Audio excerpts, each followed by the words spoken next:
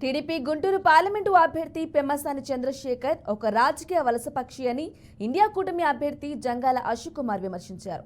Guntur CPI కార్యాలయంలో మాట్లాడిన ఆయన చంద్రశేఖర్ పై తీవ్ర స్థాయిలో మండిపడ్డారు. కులాల పేరుతో ఆత్మీయ సమావేశాలు నిర్వహించడం ఏమిటని ఆగ్రహం వ్యక్తం చేశారు.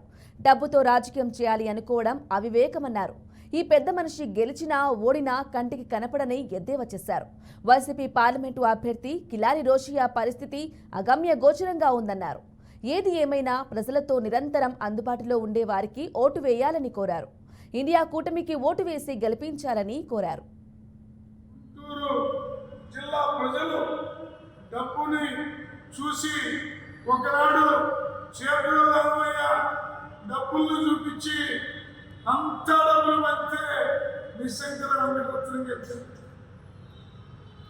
ఆశ్చర్యపోయారు. అలాగే డబ్బులు చూపించి నరేంద్ర మోడీ కేజ్రీవాల్ ఓడిద్దాం అనుకుంటే రాష్ట్ర ప్రభుత్వానికి అధినేతగా ఢిల్లీలో కేజ్రీవాల్ ఇచ్చారు.